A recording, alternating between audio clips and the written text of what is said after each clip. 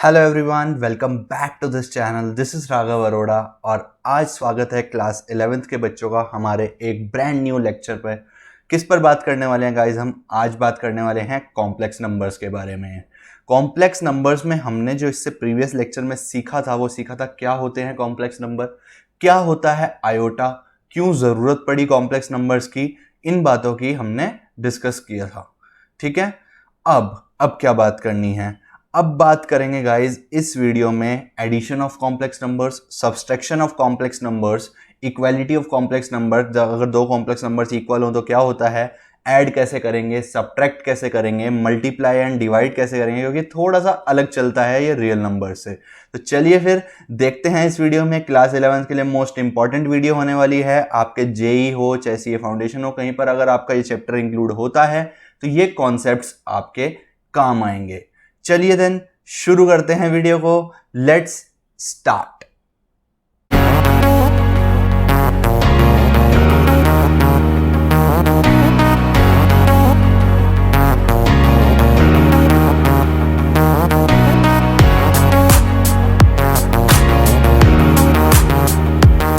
सबसे पहली चीज गाइस जो हम लोगों को देखनी है इस वीडियो में, वो देखनी है equality of two complex numbers. यानी कि अगर मैं आपको कहूं कि दो कॉम्प्लेक्स नंबर्स बराबर हैं तो उसका क्या मतलब होगा।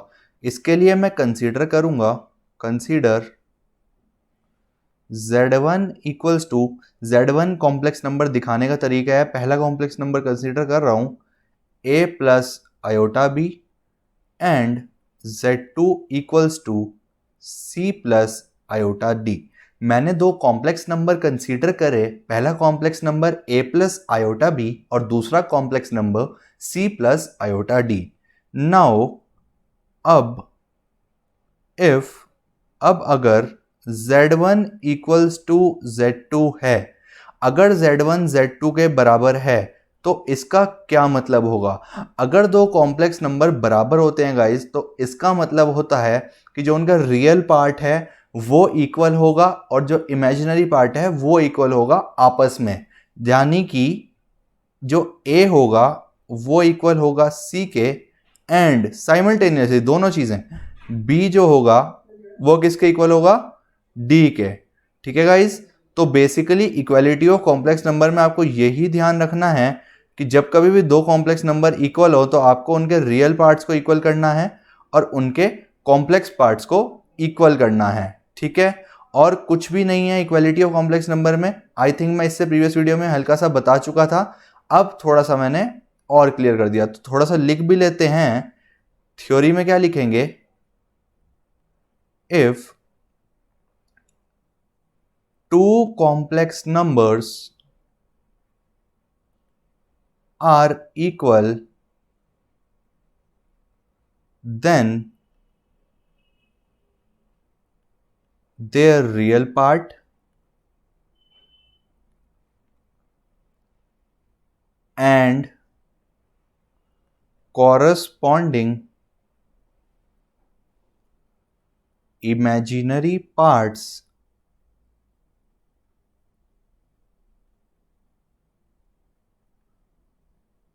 will also be equal। आप लोगों को पता है आयोटा के साथ जो भी पोर्शन होता है वो हमारा इमेजिनरी होती है। जैसे Z1 में ये हमारा इमेजिनरी पार्ट है B और D हमारा Z2 में इमेजिनरी पार्ट है, जबकि जो A है वो Z1 का रियल पार्ट है और जो C है वो Z2 का रियल पार्ट है। आई होप आपको इक्वालिटी ऑफ कॉम्प्लेक्स नंबर वाली बात समझ आई होगी। इसी बात पर गाइज एक क्वेश्चन देख लेते हैं equality of two complex number पर। क्वेश्चन क्या है? क्वेश्चन है if Z1 equals to x plus 2 iota and Z2 equals to 3 plus y iota या फिर y square iota, y ही कर लेते हैं, y square की ज़रूरत नहीं है बिन बात के कैलकुलेशन बनाना, और हम लोगों को तो सीखना ही है कॉन्सेप्ट। y iota या फिर iota y and Z1 is equals to Z2 then find x and y। यानी कि आपको z1 गिवन है, आपको z2 गिवन है, और आपको बता दिया गया है कि जो z1 है भाई वो z2 के बराबर है। तो अब आप x और y की वैल्यू बताएं, ऐसा क्वेश्चन में पूछा जा रहा है। तो ध्यान से देखेंगे कैसे करेंगे गाइस। इसमें करेंगे if z1 is equals to z2, this implies corresponding real and imaginary parts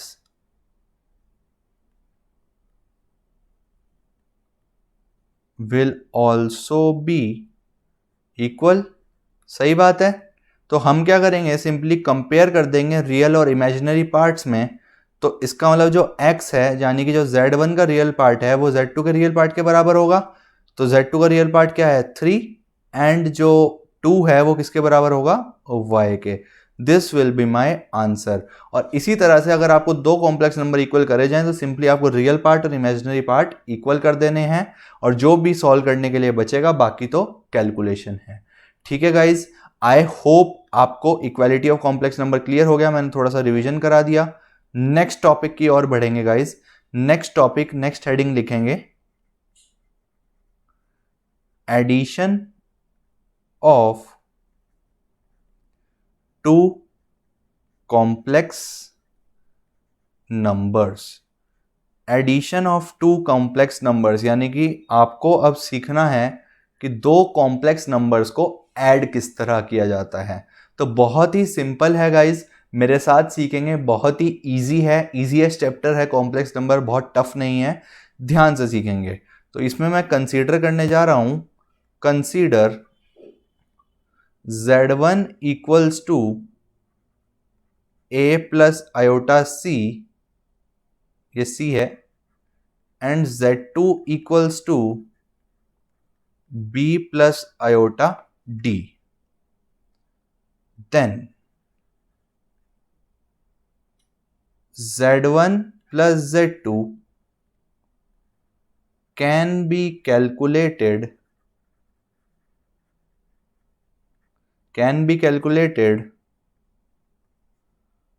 by adding real and imaginary parts separately.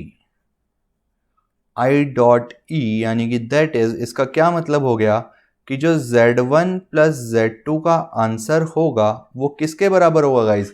Simple process है, आपको क्या करना है, अगर दो कॉम्प्लेक्स नंबर को ऐड करना हो तो आप सिंपली उनके जो रियल पार्ट है, यानी कि z1 का रियल पार्ट a, z2 का रियल पार्ट b, सबसे पहले ऐसे लिख लेते हैं a plus iota c plus b plus iota d।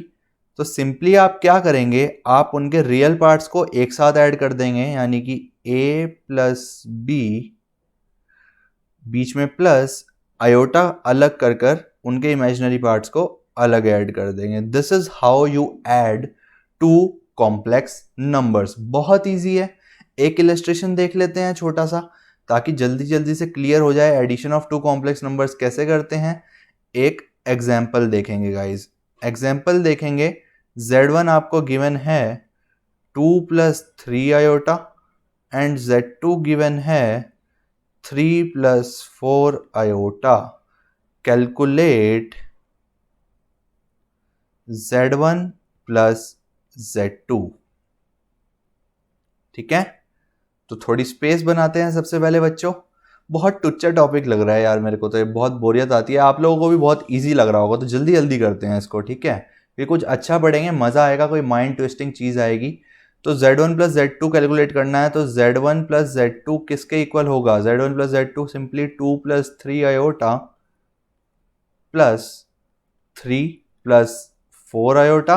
तो सिंपली रियल पार्ट को ऐड कर देंगे, यानी कि 2 प्लस 3 एक साथ plus iota times iota common लेकर इमेजिनरी पार्ट को ऐड कर देंगे, तो ये क्या हो जाएगा, आंसर में आ जाएगा 5 plus 7 iota and this will be your answer.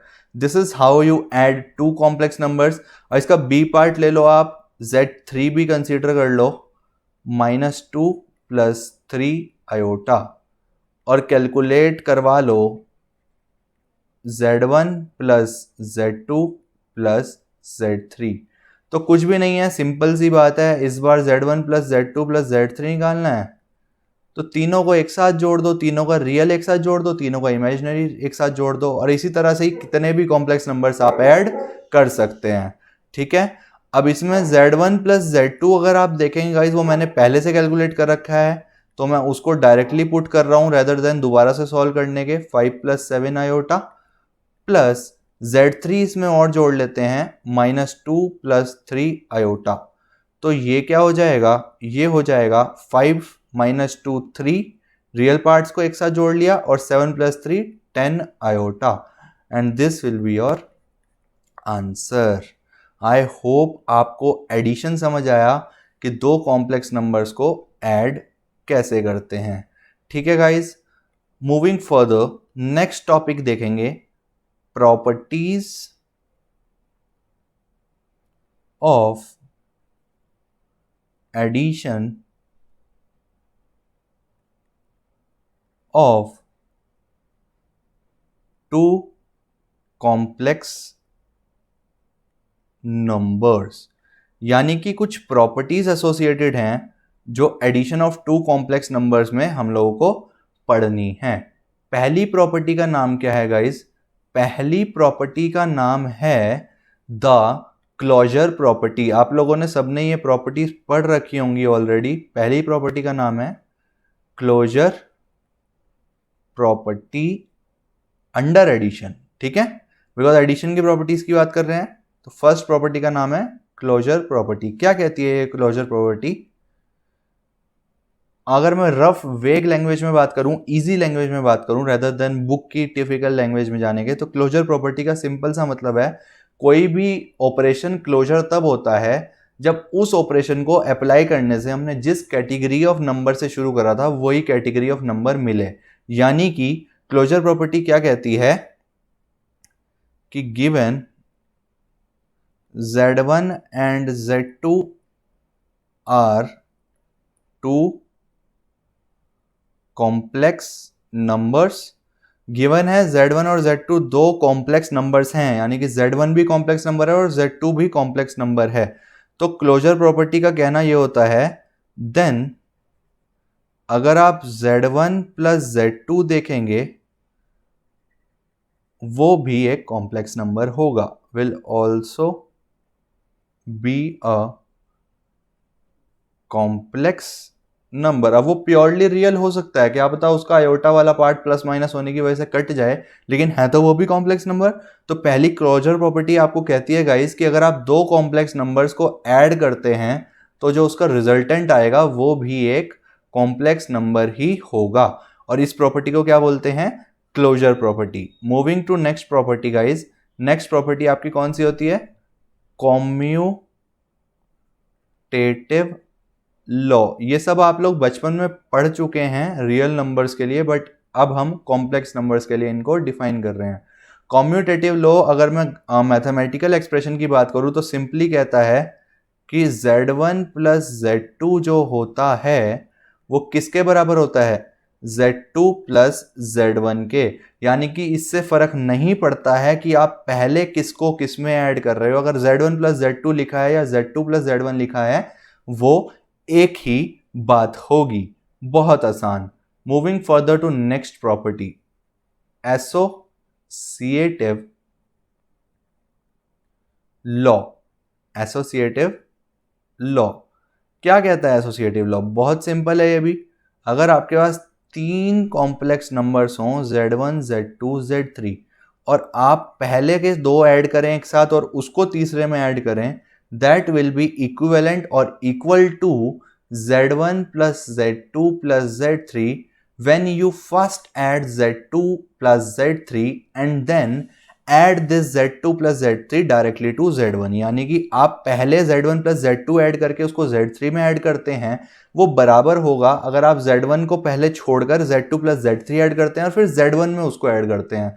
Simply बहुत आसान है, आप नजर मारेंगे तो आपको लगेगा यार ये तो ऑब्वियस है, बट बुक में गिवन है बच्चा तो मेरे को कराना जरूरी है। आप भी एक रीडिंग ले लो, कोई खास इंपॉर्टेंट नहीं है, फिर हम आगे बढ़ जाएंगे।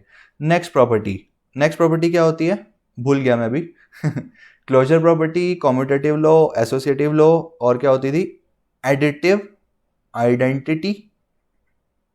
आइडेंटिटी से पहले एडिटिव इनवर्स की बात कर लेते हैं, चलो। Additive inverse, additive inverse for given complex number Z1, किसी गिवन कॉम्प्लेक्स नंबर Z1 के लिए there exists a complex number minus Z1। ठीक है, हमेशा एक Z1 कॉम्प्लेक्स नंबर के लिए एक और कॉम्प्लेक्स नंबर एग्जिस्ट करेगा जिसको मैं बोल सकता हूं minus Z1, such that Z1 plus minus Z1 will equals to 0। और इस जीरो को पता है क्या बोलते हैं, एडिटिव इनवर्स। इसको बोलते हैं additive inverse. To be very honest guys, ये एज सच इंपॉर्टेंट नहीं थी प्रॉपर्टीज, बस आप एक नजर मार लें, आपको पता होनी चाहिए, इससे ज्यादा इनकी कोई खास वर्थ नहीं है, तो मैं ओवर एक्सप्लेन नहीं करूंगा। एडिटिव इनवर्स वो होता है जो एक गिवन कॉम्प्लेक्स नंबर में ऐड करके एडिटिव आइडेंटिटी दे दे। ठीक है, और एडिटिव आइडेंटिटी फॉर एडिशन क्या है under complex number, 0। This is all, कोई ज्यादा इसमें मेहनत करने की जरूरत नहीं है। ठीक है, moving forward addition is over guys. Addition में हम लोगों को इतना ही सीखना था। एडिशन करते हुए क्या ध्यान रखना है, दो कॉम्प्लेक्स नंबर्स को ऐड कर रहे हैं तो उनका रियल पार्ट अलग ऐड करें, प्लस आयोटा टाइम्स उनके इमेजिनरी पार्ट्स अलग ऐड कर लें। दूसरी चीज आती है subtraction of two complex numbers, यानी कि नेक्स्ट चीज हमें सीखनी है कि दो कॉम्प्लेक्स नंबर्स को सब्ट्रैक्ट कैसे करते हैं। तो ध्यान से समझेंगे कैसे करते हैं, उसके लिए फिर से कंसीडर करता हूं मैं Z1 एंड Z2। ठीक है, वेयर की जरूरत नहीं है तो मैं ऐसे ही सिखा दूंगा आपको। Z1 एंड Z2, तो जो Z1 माइनस Z2 होगा वो क्या होगा, वो सिंपली मैं बोल सकता हूं Z1 प्लस माइनस Z2 हो जाएगा। यानी कि सब्सट्रैक्शन कुछ नया नहीं है कॉम्प्लेक्स नंबर में, सिंपली एक तरह का एडिशन ही नहीं है, बस Z2 की जगह आपको माइनस Z2 कंसीडर करना है। माइनस Z2 का मतलब पता है क्या होता है, पूरे कॉम्प्लेक्स नंबर को -1 से मल्टीप्लाई कर दो, रियल पार्ट को भी और इमेजिनरी पार्ट को भी। आई होप थोड़ा बहुत क्लियर हुआ होगा, लेकिन एक एग्जाम्पल लूंगा तो बिल्कुल क्लियर हो जाएगा। Z1 माना मैंने 2 प्लस 3 आयोटा, Z2 माना 3 प्लस 3 आयोटा। तो आपको क्या करना है, आपको कैलकुलेट करना है first part Z1 plus Z2 और second part Z1 minus Z2। Very simple, आप 2 मिनट के लिए पॉज कर सकते हैं और डायरेक्टली खुद सॉल्व कर सकते हैं, फिर मैं आपको बताता हूं कैसे होता है ये क्वेश्चन। तो फर्स्ट पार्ट देखेंगे सबसे पहले, Z1 प्लस Z2, ये तो वेरी सिंपल है, 2 plus 3 iota plus 3 plus 3 iota. तो रियल पार्ट्स को अलग ऐड कर देंगे, 2 प्लस 3 एक साथ ऐड कर देंगे, plus iota times imaginary part को अलग ऐड कर देंगे, 3 प्लस 3।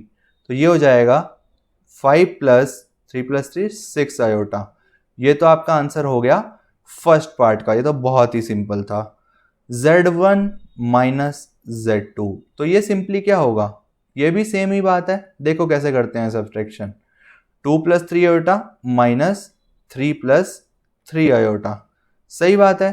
तो माइनस को अंदर ले जाओ, बहुत सिंपल। तो ये हो जाएगा 2 प्लस 3 आयोटा माइनस 3 आयोटा। तो रियल पार्ट को एक साथ ऐड करेंगे, 2 माइनस 3 क्या होगा, -1 प्लस 3 आयोटा से ये 3 आयोटा कैंसिल, तो -1 will be my answer. I hope guys आपको सब्ट्रैक्शन भी क्लियर हुआ होगा। This is how you do subtraction. तो कॉम्प्लेक्स नंबर में कोई ज्यादा टफ चीज नहीं है एडिशन सब्ट्रैक्शन में, बस ध्यान रखना है ये कि रियल पार्ट को अलग करेंगे और इमेजिनरी पार्ट को अलग। जो बच्चा इतनी बात ध्यान रखेगा उसको कोई दिक्कत नहीं आएगी, बाकी सब तो रियल नंबर्स वाले ही फंडे हैं। Very simple, this is all we need to learn in subtraction of two complex numbers. Moving further, next चीज हमें देखनी है गाइज, मल्टीप्लिकेशन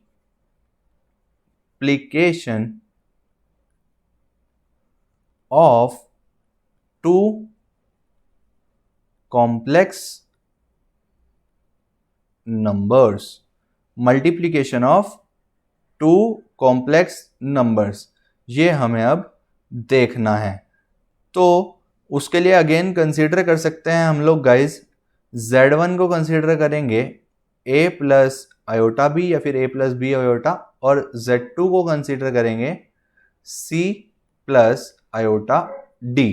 तो अगर मैं आपसे पूछूं कि Z1 Z2 का आंसर क्या होगा, तो उसकी टेक्निक सीख लें आप, कैसे सॉल्व होगा Z1 Z2 का आंसर। Z1 Z2 यानी कि a plus iota b multiplied by c plus iota d. तो सिंपल, जैसे आप अगर मैं रफ में बात करूं तो ओ सॉरी, ये टेढ़ी लाइन कैसे बन गई। तो अगर मैं रफ में बात करूं गाइज, कि अगर मैं आपसे बोलूं कि x प्लस वाई को a प्लस बी से आप मल्टीप्लाई करें, तो आप क्या करेंगे, पहले x को a से करेंगे, फिर x को b से करेंगे, यानी कि ax प्लस bx, फिर y को a से करेंगे, y प्लस by। सही बात है, ये तो हो गया जनरल रियल नंबर्स का फंडा। ठीक है, तो कॉम्प्लेक्स नंबर्स में भी हम लोगों को सेम रूल फॉलो करना पड़ता है, कीपिंग इन माइंड की जो आयोटा स्क्वायर होता है वो क्या होता है, -1। कैसे, देखो, तो इन दोनों को मल्टीप्लाई करना है, तो पहले a का c से मल्टीप्लीकेशन प्लस a का आयोटा d से, यानी कि iota a d plus iota b c, फिर आयोटा, सबसे पहले हमने क्या करा, a का c से, फिर a का आयोटा d से, उसके बाद आयोटा b का c से, और फिर आयोटा b का आयोटा d से। तो ये हो जाएगा plus iota b iota d। सही बात है यहां तक। तो ये हो गया guys ac plus iota AD plus iota BC। क्या मैं इसको आयोटा स्क्वायर लिख सकता हूं, आयोटा स्क्वायर BD। यही तो हुआ। क्या आप लोगों को पता है आयोटा स्क्वायर की वैल्यू -1 होती है। मैं सिखा चुका हूं लेक्चर 1 में, जिन्होंने लेक्चर 1 ना देखा होगा इस चेक करना प्लेलिस्ट। ठीक है, उसमें लेक्चर 1 ऑलरेडी अवेलेबल है। तो ये हो जाएगा AC प्लस आयोटा कॉमन ले लेता हूं इसमें से, तो ये हो जाएगा AD प्लस BC, और आयोटा स्क्वायर -1 होता है तो -BD। तो ये फाइनली क्या बनेगा, ये बनेगा AC minus BD plus iota times. चलो देखते हैं गाइज एक क्वेश्चन की हेल्प से कि कैसे मल्टीप्लाई करते हैं। ये तो एक तरह से थ्योरी हो गई ना, तो हम एक क्वेश्चन देखेंगे मल्टीप्लिकेशन पर और समझेंगे कैसे हम क्वेश्चंस में दो कॉम्प्लेक्स नंबर्स को मल्टीप्लाई कर सकते हैं। तो क्वेश्चन क्या है, कैलकुलेट करना है, calculate Z1 Z2 where Z1 is equals to 3 plus 4 iota and Z2 is equals to 5 plus 7 iota. आपको कैलकुलेट करना है Z1 Z2। तो Z1 Z2 आपको कैलकुलेट करना है तो बहुत ही सिंपल प्रोसीजर है। सिंपली सबसे पहले Z1 और Z2 को इस तरह से लिख देना सब लोग, 3 plus 4 iota multiplied by 5 plus 7 iota. उसके बाद क्या है, सिंपली जैसे रियल नंबर्स में करते हैं, क्या करोगे, मैं एक बार लिख कर दिखा रहा हूं, 3 into 5 plus 3 into 7 iota plus 4 iota into 5 plus 4 iota into 7 iota. यही तो करोगे। तो ये हो जाएगा 5 3 या 15 प्लस 7 3 या 21 आयोटा प्लस 5 4 जा 20 आयोटा प्लस 7 4 जा 28 आयोटा स्क्वायर। तो फर्दर मूव करेंगे तो 15 प्लस 21 आयोटा प्लस 20 आयोटा, और आयोटा स्क्वायर क्या होता है -1, तो ये हो जाएगा -28। तो रियल पार्ट को एक साथ सॉल्व करेंगे, 15 माइनस 28 क्या हो जाएगा गाइज, -13, प्लस इमेजिनरी पार्ट को एक साथ 21 आयोटा प्लस 20 आयोटा क्या हो जाएगा 41 iota. So this will be your answer. और इस तरह से आप किसी भी कॉम्प्लेक्स नंबर को, दो कॉम्प्लेक्स नंबर्स को मल्टीप्लाई कर सकते हैं। बिल्कुल सिंपल है, रियल नंबर्स की तरह। मैंने बोला ही था बच्चों, बहुत सिंपल है। बच्चे घबराते हैं इसको सॉल्व करने में, पता नहीं क्यों घबराते हैं। ठीक है, अब अगर मैं इसी में ही आपसे बोलूं, इसी में ही बोलूं कि second part Z2 Z1 calculate कर दो, Z2 Z1, तो कैसे करेंगे Z2 Z1, 5 प्लस 7 आयोटा और 3 प्लस 4 आयोटा। ठीक है, पहले आएगा 5 प्लस 7 आयोटा, बाद में आएगा 3 प्लस 4 आयोटा। तो ये भी निकाल लेते हैं, 5 प्लस 7 आयोटा और 3 प्लस 4 प्लस नहीं सॉरी हाँ प्लस ही Z1 Z2 यहां पर प्लस नहीं आएगा, 5 plus 7 iota multiplied by 3 plus 4 iota. तो सिंपल प्रोसीजर है, एक बार और लिख कर दिखा रहा हूं, इसके बाद मल्टीप्लाई नहीं लिखूंगा। 5 को 3 से प्लस 5 प्लस 4 आयोटा, वही जो नॉर्मल प्रोसेस होता है, पहले इसको इससे मल्टीप्लाई करते हैं ना, प्लस फिर इसको इससे, फिर जो भी बीच में साइन है वो, प्लस इसको इससे और फिर इसको इससे, plus 7 iota into 3 plus 7 iota into 4 iota. तो ये क्या हो जाएगा 15 plus 20 iota plus 21 iota minus 28 iota square. तो ये भी जब आप सॉल्व करेंगे तो ये क्या आने वाला है -13 प्लस 41 आयोटा। इससे हम लोगों ने क्या सीखा कि जो Z1 Z2 होता है वो बराबर होता है Z2 Z1 के विद प्रूफ। सही बात है, मैं अभी प्रॉपर्टीज लिखूंगा तो मैं लिखवाऊंगा वहां पर, बट राइट नाउ मैंने प्रूफ करके दिखा दिया।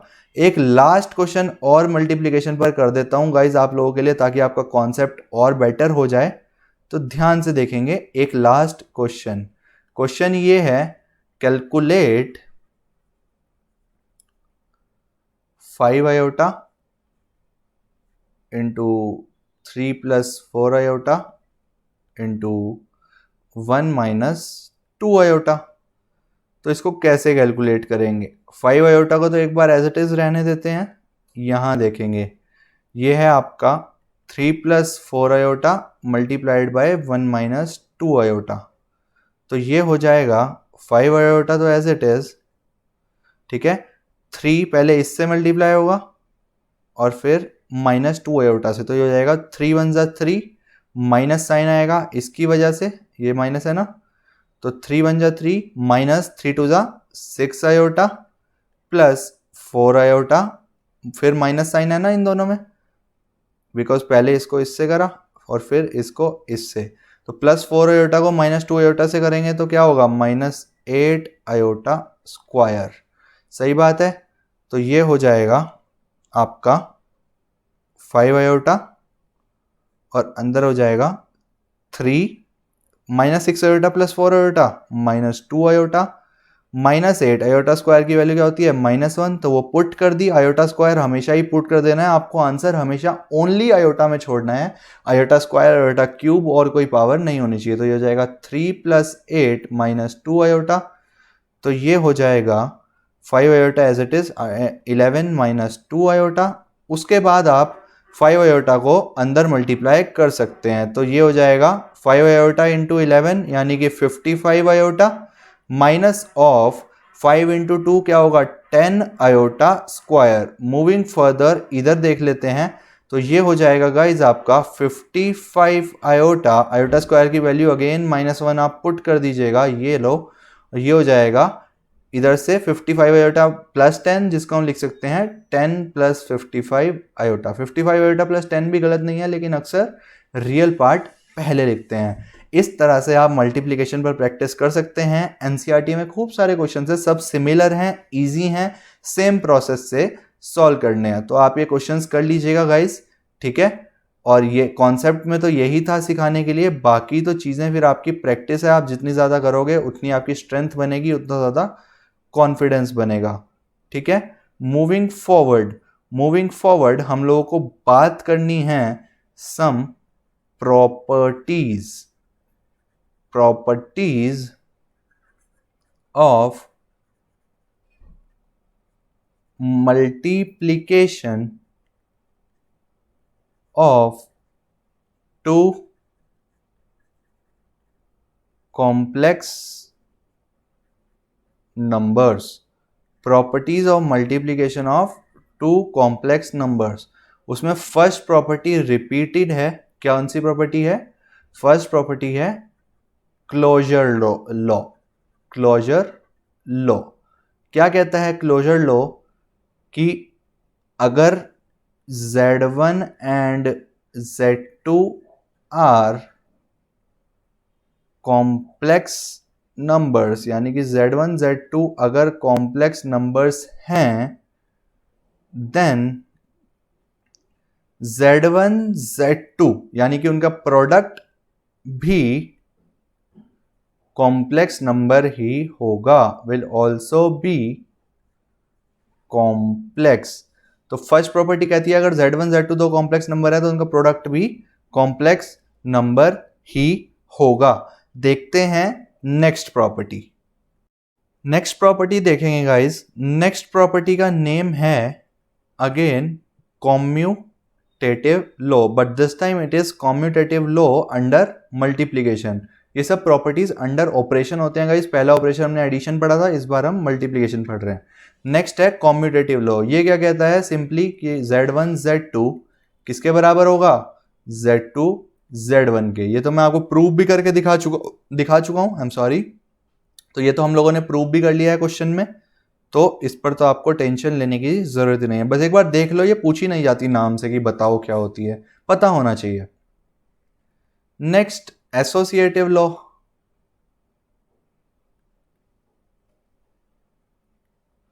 एसोसिएटिव लॉ क्या कहता है? Z1 Z2 Z3, जिसमें Z1 Z2 को पहले मल्टीप्लाई करो और उसको Z3 से बाद में करो, और Z1 Z2 Z3 जिसमें Z2 Z3 को पहले ही मल्टीप्लाई करके उसको Z1 से मल्टीप्लाई करो, ये दोनों बराबर होंगे। चेंजिंग ऑफ ब्रैकेट्स को बेसिकली बोलते हैं एसोसिएटिव लॉ। तो ये भी मल्टीप्लिकेशन सेटिस्फाई करता है। नेक्स्ट है आपका मल्टीप्लिकेटिव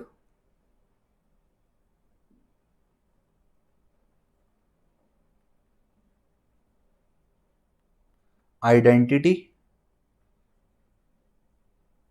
मल्टीप्लिकेटिव आइडेंटिटी और मल्टीप्लिकेटिव इनवर्स एक साथ ही कर लेते हैं। Multiplicative identity and multiplicative inverse. तो ये बेसिकली दोनों क्या कहते हैं? सिंपली कि Z1 को ऐसा कौन सा नंबर है जिससे मल्टीप्लाई करो जो मल्टीप्लिकेटिव आइडेंटिटी आ जाए। मल्टीप्लिकेटिव आइडेंटिटी बेसिकली मल्टीप्लिकेशन में 1 को बोला जाता है। तो Z1 में सिंपल सी बात है ना, 1 बाय Z1 को ही तो मल्टीप्लाई करोगे तभी तो 1 आएगा। तो ये जो 1 बाय Z1 होता है गाइज, इसको बोलते हैं मल्टीप्लिकेटिव इनवर्स, और जो ये 1 होता है इसको बोला जाता है मल्टीप्लिकेटिव आइडेंटिटी। ठीक है, आई होप आपको ये सारी बात क्लियर हुई है। लास्ट प्रॉपर्टी देखेंगे मल्टीप्लिकेशन की, वो कौन सी है? Distributive law. डिस्ट्रीब्यूटिव लॉ क्या कहता है? डिस्ट्रीब्यूटिव लॉ देखते हैं गाइस कि डिस्ट्रीब्यूटिव लॉ अंडर मल्टीप्लिकेशन क्या दिखाता है, क्या सिग्निफाई करता है। तो डिस्ट्रीब्यूटिव लॉ कहता है अगर तीन कॉम्प्लेक्स नंबर्स हैं z1, z2, z3, तो जो z1 plus z2 times z3 होता है वो किसके बराबर होगा? ये डिस्ट्रीब्यूट हो जाता है z1 मल्टीप्लाई बाय z3 और z2 मल्टीप्लाई बाय z3, यानी कि z1 z3 प्लस z3 के। ये बोलता है डिस्ट्रीब्यूटिव लॉ कि जो z1 plus z2 times z3 real numbers वाला ही है, ब्रैकेट खोलना आना चाहिए आपको, वही है कॉम्प्लेक्स नंबर्स में भी सेम कि z1 plus z2 times z3 क्या होता है? z1 z3 plus z2 z3। या फिर मैं कहूँ z1 times z2 plus z3 क्या होता है? वो भी यही बात है ना, z1 z2 plus z1 z3। I hope guys आपको मेरी बात क्लियर हुई है। These are all properties of multiplication. Moving forward to our last topic of this video, और वो क्या है? Division. Division of two complex numbers, यानी कि दो कॉम्प्लेक्स नंबर्स को अगर डिवाइड करना पड़े तो वो आप कैसे करेंगे। ठीक है, तो चलिए देखते हैं दो कॉम्प्लेक्स नंबर्स को डिवाइड कैसे करेंगे। ठीक है, अगेन z1 एंड z2 मेरे को गिवन है। ठीक है, वेयर जो z1 है वो होगा a plus iota B and z2 है वो होगा c प्लस आयोटा डी। ठीक है, तो कैसे करते हैं? अगर आपको z1 अपॉन z2 निकालना है, वैसे तो बेसिकली ये z1 multiplied by 1 upon z2 है, डिवीजन जैसी कोई चीज़ नहीं होती है, सिंपली ये मल्टीप्लिकेशन ही है। ठीक है, तो इसमें क्या करेंगे? z1 क्या हो गया? a प्लस आयोटा b और z2 क्या हो गया? c plus iota D. सीखने की बात, कभी भी आपको डिनोमिनेटर में आयोटा वाला पार्ट मिल जाए, डिनोमिनेटर में जैसे कि a plus iota b upon c plus iota d, कभी भी डिनोमिनेटर में आयोटा मिल जाए तो बेसिकली आपको इसको सॉल्व करने के लिए क्या करना होता है? रैशनलाइज। हमेशा ध्यान रखेंगे कि आयोटा अक्सर न्यूमरेटर में छोड़ा जाता है, डिनोमिनेटर में कभी भी आयोटा आपको नहीं छोड़ना है। अगर आपको आयोटा वाला पार्ट दिख रहा है तो उसको आप बेसिकली रेशनलाइज कर दीजिए विद रिस्पेक्ट टू आयोटा, यानी कि आप मल्टीप्लाई डिवाइड कर देंगे इस केस में c minus iota D upon c minus iota D से। नाइन्थ में सीखा था ना आप लोगों ने रेशनलाइजेशन रूट के लिए, बस रूट की जगह यहाँ पर आयोटा आ गया, आयोटा की रेस्पेक्ट में आप रेशनलाइज कर देंगे तो ये बन जाएगा a plus iota b multiplied by c minus iota d, और डिनोमिनेटर में क्या हो गया? c plus iota d multiplied by c minus iota d. तो आप लोगों ने एक चीज और पढ़ी होगी, x plus y into x minus y क्या होता है? X square minus y square. Similarly c plus iota d into c minus iota d क्या होगा? C square minus iota d का होल स्क्वायर। सही बात है, ऊपर सॉल्व करेंगे तो a c minus a d iota plus b c iota minus iota square b d, तो आयोटा स्क्वायर की -1 डालूंगा तो ये प्लस हो जाएगा, प्लस बी डी। ठीक है, यहां तक तो ठीक है। डिनोमिनेटर में क्या लिखेंगे? डिनोमिनेटर का देखते हैं गाइस, डिनोमिनेटर में क्या लिखेंगे? डिनोमिनेटर में लिखेंगे upon c square minus iota square d square, तो ये हो जाएगा a c plus b d plus iota times b c minus a d upon iota square की वैल्यू डालेंगे -1 तो माइनस माइनस प्लस हो जाएगा, ये क्या हो जाएगा? सी स्क्वायर प्लस डी स्क्वायर। अब जो डिनोमिनेटर में आ गया है उसको रियल और इमेजिनरी पार्ट में अलग अलग कर दीजिएगा, तो ये हो जाएगा a c plus b d upon c square plus d square plus iota times b c minus a d upon c square plus d square. This is how you divide two complex numbers. Basically rationalisation करना होता है. ठीक है, तो एक note लिखेंगे guys, यहां पर एक नोट लिखेंगे 50 रुपए का 50 रुपए का नोट. देखो नोट क्या कहता है, whenever iota is present in denominator of a complex number, always rationalize, हमेशा rationalize करेंगे and make sure that after calculation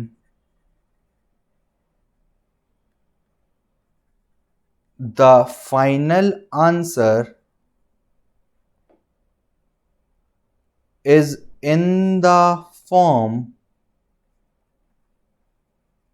of a plus iota b. इस तरह से जैसे ऊपर हम लोगों ने करा ना, ऊपर क्या करा हम लोगों ने, ऊपर हम लोगों ने देखो जब ये ऊपर था इस तरह से इतना पोर्शन था हमारा, तो हमने इसको रेशनलाइज करा नीचे का आयोटा एडजस्ट करने के लिए. तो नीचे का आयोटा देखो खुद एडजस्ट हो गया. और उसके बाद इस स्टेप पर आने के बाद हम लोगों ने इसको अलग अलग करके a प्लस आयोटा बी की फॉर्म में लिख दिया, जहां पर मैं इसको एक टाइम के लिए a बोल सकता हूं और इसको b बोल सकता हूं. तो अगर मैं जनरल बात करूं तो क्या ये a प्लस आयोटा बी की फॉर्म में नहीं आ गया? तो वही हम लोग बोल रहे हैं कि जब कभी भी आयोटा प्रेजेंट हो डिनोमिनेटर में तो आप लोग इस तरह से प्रोसीड करें. सो आई होप गाइज आपको ये सारी चीजें क्लियर हो गई होंगी. कैसे मल्टीप्लाई करते हैं, कैसे डिवाइड करते हैं, कैसे ऐड करते हैं, कैसे सब्ट्रैक्ट करते हैं. एक फाइनल क्वेश्चन हम लोग करने जा रहे हैं चारों चीजों पर बेस्ड, और इसके बाद आपको बस प्रैक्टिस करनी है और प्रैक्टिस करनी है. सिखाने के लिए जितना था मैं आपको करा चुका हूं. ध्यान से देखेंगे एक फाइनल क्वेश्चन. क्वेश्चन क्या है? क्वेश्चन है z1 गिवन है 2 प्लस 3 आयोटा और z2 गिवन है -3 प्लस 2 आयोटा. ठीक है, कैलकुलेट क्या करना है? कैलकुलेट करेंगे first part z1 plus z2, second part calculate करेंगे z1 minus z2, third part calculate करेंगे z1 z2 और फोर्थ पार्ट कैलकुलेट करेंगे z1 अपॉन z2. तो चारों चीजें इस क्वेश्चन के साथ कवर हो जाएगी और आपका कॉन्सेप्ट 100 टाइम्स बेटर हो जाएगा. तो देखो फिर कैसे सॉल्व कर रहा हूं मैं, और इसके बाद आप लोग खुद करिएगा फर्दर प्रैक्टिस अपनी एनसीईआरटी टेक्स्ट बुक से और आरडी वगैरह जो भी आप यूज करते हो, RS Agarwal, I don't care, कुछ भी आप जो भी यूज करते हो आपकी फेवरेट प्रैक्टिस बुक हो उससे आप कर सकते हैं. ठीक है, चलिए तो फर्स्ट पार्ट निकालना है z1 प्लस z2. तो कुछ भी नहीं है, बेसिकली 2 प्लस 3 आयोटा को प्लस आएगा बीच में, -3 प्लस 2 आयोटा के साथ करना है. तो कुछ भी नहीं है, सिंपली रियल पार्ट को अलग ऐड कर दो और इमेजिनरी को अलग. तो ये हो जाएगा 2 प्लस 3 आयोटा -3 प्लस 2 आयोटा. तो बस आयोटा वाले एक साथ ऐड कर दो और बाकी एक साथ. तो ये हो जाएगा -1, 2 minus 3 -1 plus 3 plus 2 iota 5 iota. -1 plus 5 iota will be my answer to this question. ठीक है, moving forward to next question guys, moving forward to next question. Second question मेरा क्या है? सेकेंड क्वेश्चन मेरा है z1 माइनस z2 कैलकुलेट करना. तो बहुत ईजी है, ये भी क्या सिखाया था, कुछ भी नहीं है, ये भी एक तरह का एडिशन ही है. माइनस ब्रैकेट्स का ध्यान रखेंगे, जो बच्चा ब्रैकेट्स का ध्यान रखेगा उसका क्वेश्चन सही होने के चांसेस ज़्यादा हैं. तो बस ब्रैकेट ओपन कर लीजिएगा, 2 plus 3 iota, minus minus plus तो +3 और प्लस माइनस माइनस तो -2 आयोटा. तो अब सिंपली रियल और कॉम्प्लेक्स पार्ट को ऐड करेंगे. 3 प्लस 2 5 और 3 माइनस 2 आयोटा प्लस 1 आयोटा. तो ये 5 प्लस आयोटा मेरा आंसर. ठीक है, थर्ड पार्ट देखेंगे गाइज. थर्ड पार्ट क्या कहता है? मल्टीप्लाई करना है आपको। मल्टीप्लाई कैसे करेंगे भाई? मल्टीप्लिकेशन देखना है कैसे होगा मल्टीप्लाई। चलो जी ध्यान से देखो, फिर मल्टीप्लाई करना है third part, Z1 Z2 calculate करना है, तो वो होगा 2 + 3 आयोटा मल्टीप्लाइड बाय -3 + 2 आयोटा। वही ब्रैकेट्स ओपन करने के तरीके से करेंगे नॉर्मल रियल नंबर्स की तरह। तो 2 × -3 + 2 × 2 iota minus times 3 iota multiplied by 3 because plus minus minus होता है, और प्लस 3 आयोटा इंटू 2 आयोटा। तो ये हो जाएगा -6 + 4 आयोटा -9 आयोटा +6 आयोटा स्क्वायर। तो ये हो जाएगा further guys -6 4 iota -9 iota -5 iota +6 times iota square की वैल्यू क्या होती है -1, आपको प्रीवियस वीडियो में सिखाया था। तो ये हो जाएगा -6 -6 -12 -5 iota, and this will be my answer. Simple, जैसे करते थे नॉर्मल रियल नंबर्स में उसी तरह से करना है, बस आयोटा स्क्वायर इक्वल्स टू -1 होता है, इसका ध्यान रखना है। बहुत ही आसान। लास्ट पार्ट देखेंगे और इस वीडियो का लास्ट क्वेश्चन Z1/Z2। तो ये क्या हो जाएगा 2 + 3 आयोटा अपॉन -3 + 2 आयोटा। तो इसको रेशनलाइज कैसे करेंगे गाइस? रेशनलाइज हमेशा आयोटा की रेस्पेक्ट में। तो ये कैसे करेंगे -3 - 2 आयोटा। कुछ बच्चे कर देते हैं 2 आयोटा +3, तो ऐसा मत करना, आयोटा की रेस्पेक्ट में ही करना, तभी फायदा होगा। और -3 - 2 आयोटा, सिर्फ आयोटा का साइन चेंज करके प्लस माइनस करना है उस पर्टिकुलर नंबर से। अगर आप रियल में करते हैं तो आपको शायद क्वेश्चन अटक सकता है और दिक्कत हो सकती है। तो ये हो जाएगा 2 + 3 iota multiplied by -3 - 2 iota upon a + b a - b। तो a² - b² यानी कि -3 का होल स्क्वायर -b²। b² क्या होता है 2 आयोटा का होल स्क्वायर। तो ये क्या हो जाएगा, ये हो जाएगा, ऊपर का सॉल्व करता हूं तो -6 -4 iota -9 iota square -6 iota upon 3² 9 minus of 4 iota square. Iota square की वैल्यू -1 डालेंगे तो ये हो जाएगा 9 - 6 3 -10 आयोटा अपॉन 9 + 4 9 10 11 12 13। ठीक है, ये हो जाएगा 3 - 10 आयोटा बाय 13। बस अब 13 को रियल और इमेजिनरी पार्ट में अलग अलग कर देंगे और what ever comes before you is your answer. तो जो आंसर होगा इस क्वेश्चन का वो हो जाएगा 3/13। ठीक है, और क्या था, माइनस बीच में ले लिया 10/13 आयोटा। बेसिकली 13 को अलग अलग कर दिया माइनस में। ठीक है, this will be my answer. I hope guys आपको मेरा वीडियो क्लियर हुआ होगा। अगर वीडियो अच्छा लगा हो तो वीडियो को लाइक कर देना और बढ़िया से शेयर भी करना है। मिलते हैं बहुत जल्द नेक्स्ट वीडियो में, तब तक प्यार बनाए रखें और शेयरिंग करते रहें। Good bye guys, good bye and take care.